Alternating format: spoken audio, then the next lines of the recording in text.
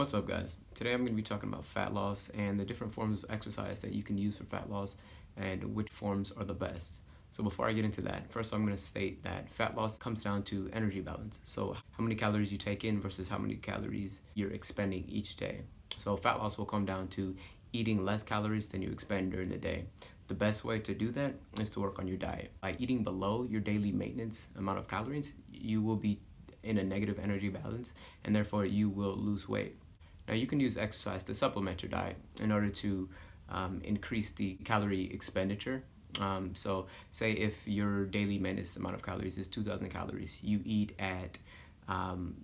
at say 1,900 calories and you know you need to get to 1,700. You can use exercise to burn off those extra 200 calories to get down to where you need to be for that day in order to lose the amount of fat that you're looking for over time. That being said, I'm going to go into the different forms of exercise. So the first form of exercise I'm going to talk about is low intensity steady state cardio.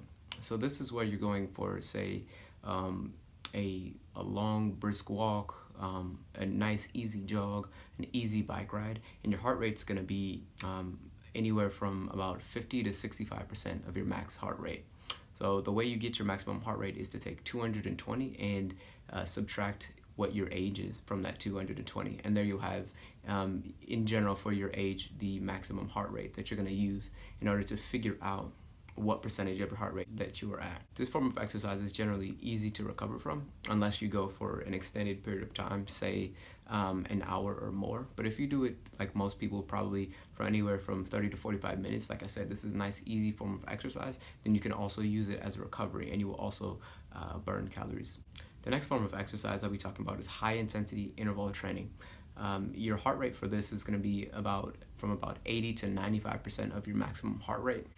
This form of training consists of intervals of very high intensity exercise, such as sprinting or doing as many reps as possible as you can of a weight within that 80 to 95% of your maximum heart rate. And in between these intervals, you do a recovery period of a lower intensity at about 50 to 65% of your maximum heart rate. And then you do another interval of that high intensity effort and then another recovery period and keep on going until you finish your workout. This form of exercise is a lot harder to recover from. So this you would not want to use as a recovery day.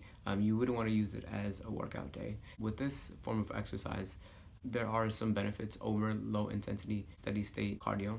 For instance, the duration. So for this, because the intensity is so high, you will burn more calories at any given time interval than you would with low intensity steady state cardio. So if I did 20 minutes of low intensity steady state cardio and 20 minutes of high intensity interval training or HIIT training, then I would be burning more calories with the HIIT training. There's also another added benefit with HIIT training. You'll have more of an EPOC, excess post-exercise oxygen consumption, which is basically where after you exercise, your body, in order to get back to homeostasis, will actually take in more oxygen after working out in order to get back to homeostasis, and it will cause you to burn calories. You may not know this, but most of our fat is actually lost through breathing. Fat is lost as carbon dioxide through exhaling, and the rest of it is lost as water, so through sweat or urine. And during this period after working out, if you had an intense workout, you will be taking in more oxygen and also burning more calories. So for every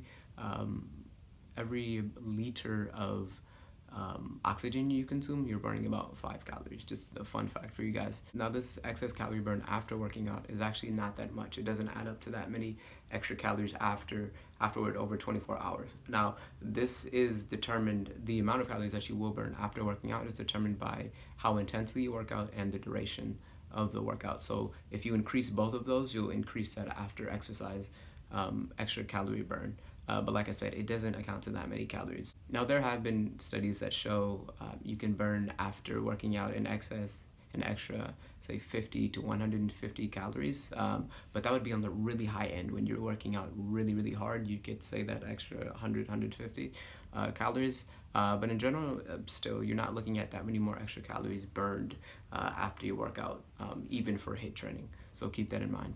Now I will talk about a third form of exercise, which is medium intensity steady state cardio. So you're looking at working in the 65 to 80% of your maximum heart rate range. So it's kind of an in between these two. So say like a slower run, a fast jog, a medium intensity swim or bike ride, something like that. And again, this can take different forms. It can take the form of weightlifting um, or some sort of cardio. It really has more to do with the percentage of your maximum heart rate that you're in. That's also good. It's kind of, like I said, it's kind of in between. You can use this because it's harder to recover from than the LIST training or the low intensity steady state cardio, but not as hard to recover from than the HIIT training. So there's also that the medium intensity steady state cardio that you can also do. Most people just don't really talk about that, and they more so talk about low intensity and HIIT training and compare the two. But there is a nice medium ground there. Now that we've talked about those forms of exercise, I'm going to talk about my particular favorite, which is just plain old weightlifting. So weightlifting is my favorite, which I would recommend to everybody, no matter what forms of exercise you're doing, or because there are numerous benefits, including weight loss, just like the others, but also you build muscle. Now, when you build muscle, you're also working on your aesthetics. So if you just lose weight, you can often get saggy skin and you're not building any sort of definition, so you can still look not great even if you lost a lot of weight. You still look better than you were, most likely, but what most people are really looking for is a nice toned look where you can see muscles. And in order to do that, to get that nice toned look, you're really going to need to build at least a little bit of muscle and lose fat. And the reason for that is because then you can see the muscles. Possibly if you lose enough fat, you can see the striations, and you can really get a nice athletic or muscular look depending on how much you weightlift. So I think weightlifting is really good for that. But also too, to go back to fat burning, the more muscle you have, the more calories you burn at rest. Now granted, that's minimal, right? So over the course of the day, you're not going to really burn very many more calories.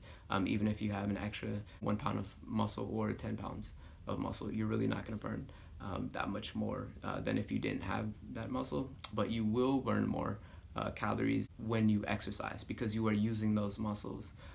Also, weightlifting, just like the other forms of exercise, improves your metabolic profile, your hormonal profile, so you can decrease insulin resistance, improve your cholesterol levels, increase testosterone, and a host of other benefits. Over time, you also build a lot of strength, and strength is one of those things you need throughout everyday life, and especially as you get older. So the more muscle you have, the more strength you have, the easier it is to move your body through space and to prevent yourself from becoming injured, and the less your daily functioning will be deteriorated as you age. So weightlifting, I'd say strength training is very important. So I'm a fan of weightlifting, but I also think these other forms of exercise, cardio, also have their place as well. So when you are looking to lose weight or improve your aesthetic, your physical appearance, I think if you have a significant amount of weight to lose, then cardio is a great way to supplement your diet and your weightlifting, provided that the intensity is not so great that you cannot recover from your workout. So that's kind of the caveat there. You want to be able to, if you're really looking to lose weight, like I said, I think weightlifting is number one priority. So an example of this would be, say you weightlift 3 times a week and you give yourself 2 days of rest. On the in-between days, you could maybe choose 1 day of low intensity steady state cardio and another day of HIIT training, provided that it doesn't take away from your other workouts. You can mix and match this, but what it really comes down to is your ability to recover, and you also want to take into account how you feel throughout the day, because when you do too much exercise over time, it can exhaust you and make it hard for you to function throughout the day, put you in a bad mood, so you also want to take those things into account. Now, if you're someone who's already very lean and you're just looking to lose a few extra pounds, I would suggest focusing on your diet primarily. Perhaps bringing down those calories down a little bit to get that extra calorie deficit. Or if you're already at a pretty hefty deficit, then I would suggest adding in very mild forms of exercise, like walking on a treadmill, possibly with an incline, and for about anywhere from like 15 to 30 minutes, depending on what you need. But I would not suggest HIIT training, probably not even mild intensity steady state cardio at that level. So say if you're a competitive bodybuilder, I would focus on very easy cardio, because you're already in a catabolic state, and you don't want to you want to maintain that muscle mass as much as possible. So you don't want to overdo it so that your body is using its own muscle mass as energy.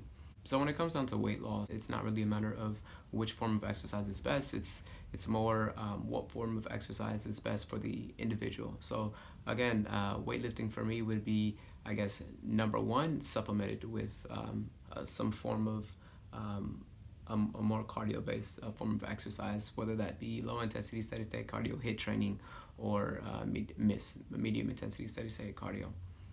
Alright guys, that's it for me. If you liked the video, please hit that like button and subscribe, and I'll be back with another one soon.